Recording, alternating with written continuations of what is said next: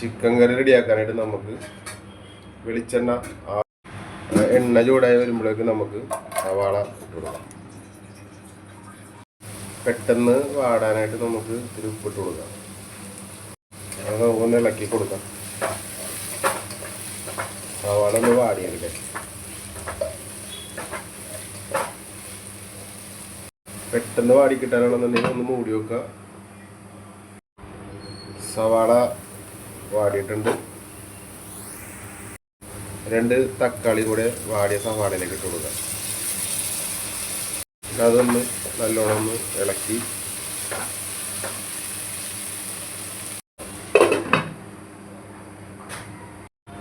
സവാള തക്കാളിയൊക്കെ വാടിയിട്ടുണ്ട്. അരിഞ്ഞ് വെച്ചേക്കണ ഇഞ്ചി വെളുത്തുള്ളി പച്ചമുളക് അതൊന്ന് മിക്സ് ചെയ്ത് കൊടുക്കാം.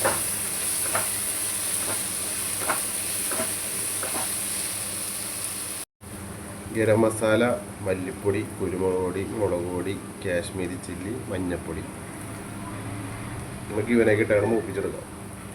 അങ്ങനെ ഇളക്കി നല്ലോണം മൂപ്പിച്ചെടുക്കാം.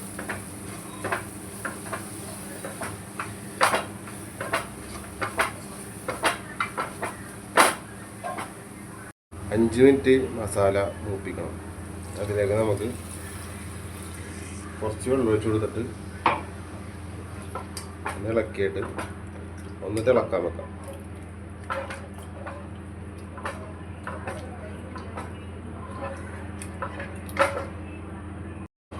മൂടി വെക്കാം. ഒന്ന് തിളച്ചേക്കട്ടെ. ചെറുതായിട്ടൊന്ന് തിളച്ചിട്ടുണ്ട്. നമുക്കൊന്ന് ഇളക്കി കൊടുക്കാം, അല്ലെങ്കിൽ അടിക്ക് പിടിക്കും.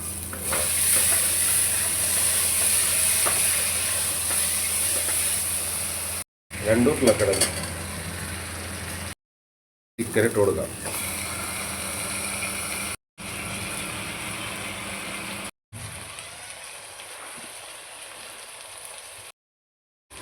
ചിക്കനും മസാലയും കൂടെ അങ്ങനെ ഇളക്കി മസാലയൊക്കെ നല്ലോണം പിടിപ്പിക്കാം. കാരണം വെള്ളം ഒഴിക്കണില്ല, ചിക്കനിലുള്ള വെള്ളം ഒന്ന് ഇറങ്ങട്ടെ. എന്നിട്ടൊക്കെ നമുക്ക് നോക്കിയിട്ട് ആവശ്യത്തിന് ഉപ്പും ഒക്കെ ആഡ് ചെയ്ത് കൊടുക്കാം.